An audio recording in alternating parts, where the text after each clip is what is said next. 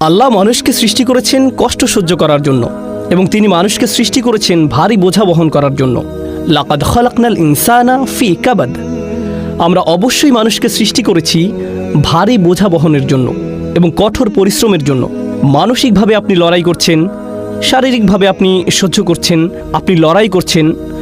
হতে পারে আপনি স্বাস্থ্যের জন্য লড়াই করছেন, আর্থিকভাবে লড়াই করছেন, মানুষের কারণে লড়াই করছেন। এই জীবন আল্লাহ এটি নকশা করেছেন কঠিন করে। কখনো হয়তো আপনি অন্যের দিকে তাকান এবং আপনি বলেন আমার চেয়ে তাদের জীবন অনেক সহজ, কিন্তু আপনি জানেন না আল্লাহ তাদের আসলে কি অসুবিধা দিয়েছেন। এটি আপনার কাছে অদৃশ্য। প্রত্যেকেরই সমস্যা আছে, প্রত্যেকেরই চ্যালেঞ্জ আছে। আপনি উদাহরণস্বরূপ চিন্তা করতে পারেন যে ফেরাউনের বিশাল রাজত্ব ছিল, সাম্রাজ্য ছিল, সে সময়ের বিশ্বের বৃহত্তম সেনাবাহিনী ছিল, সমস্ত সম্পদ যা একজন মানুষ চাইতে পারে, সমস্ত শক্তি যা একজন মানুষ চাইতে পারে, সমস্ত স্ট্যাটাস যা একজন চাইতে পারে, তার সব আছে। তাহলে কিভাবে তার সব কিছু আছে আর মুমিনদের কাছে কিছুই নেই? অথচ আল্লাহ তার সম্পর্কে বর্ণনা করেছেন যে সে ভয়ঙ্কর আতঙ্কিত অবস্থায় বাস করত। পানুরিয়া ফিরাউনা ওয়া হামানা ওয়া জুনুদাহুমা মিনহুম মা কানু ইয়াহযারুন। তারা ভয়ের মধ্যে বাস করত। সে রাতে বিভিন্ন দুঃস্বপ্ন দেখত। সে কোনো কিছুতেই শান্তি পেত না। কখনো কখনো মানুষের কাছে বস্তুগত জিনিস থাকে কিন্তু তাদের মনে শান্তি নেই। কখনো কখনো মানুষের শারীরিক সুস্বাস্থ্য থাকে তবে তাদের মানসিক স্বাস্থ্য ভালো থাকে না, তাদের মানসিক শান্তি নেই। সুতরাং সমস্ত মানুষকে আসলে সংগ্রামের মধ্য দিয়ে যেতে হয় এবং এটি বিশ্বাসী এবং অবিশ্বাসী সবার ক্ষেত্রেই প্রযোজ্য। সুতরাং প্রথম যে জিনিসটি আমি আপনাদের সকলের কাছে পৌঁছাতে চাই এবং একই সাথে নিজেকেও মনে করিয়ে দিতে চাই তা হলো আমরা বিশ্বাসী, কিন্তু এর অর্থ এই নয় যে তার ফলে আমাদের সমস্যাগুলো অদৃশ্য হয়ে যাবে।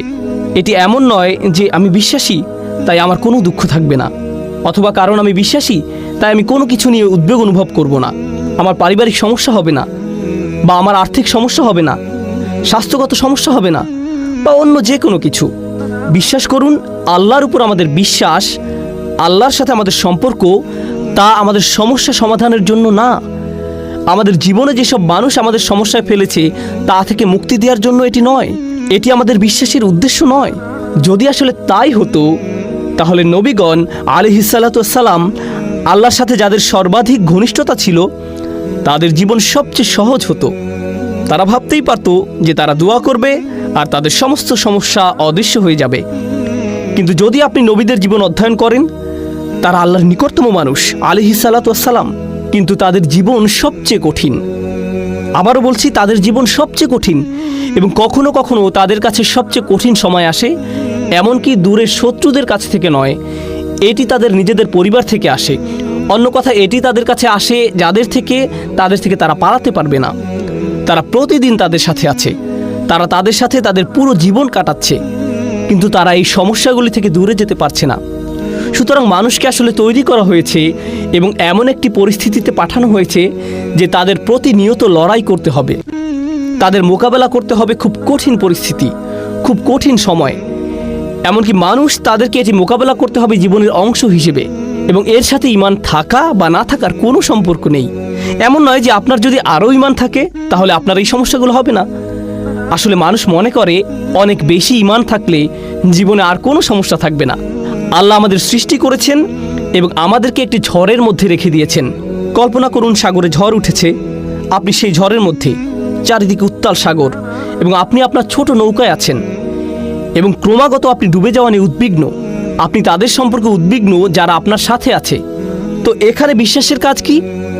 এটি আপনাকে শক্তি দেয় এবং এটি আপনাকে ঝড়ের মধ্য দিয়ে যাওয়ার ক্ষমতা দেয়, পথ চলতে নির্দেশনা দেয়। এর অর্থ এই নয় যে আপনি ভিজে যাবেন না, এর অর্থ এই নয় যে কখনো কখনো নৌকা প্রায় ডুবে যাবে না, তবে আপনার এখন এর মধ্যে দিয়ে যাওয়ার ক্ষমতা রয়েছে এবং ঝড় থেকে বাঁচার ক্ষমতা রয়েছে। দেখলেন তো, এটাই আমাদের বিশ্বাসের উদ্দেশ্য। এটা সমস্যা থেকে মুক্তি পাওয়ার জন্য নয়, বরং আসলে আমাদের শক্তিশালী করার জন্য, যাতে আমরা সমস্যার মধ্য দিয়ে যেতে পারি। সালামু আলাইকুম, আমি নোমান আলী খানের বাংলা ডাবিং করি।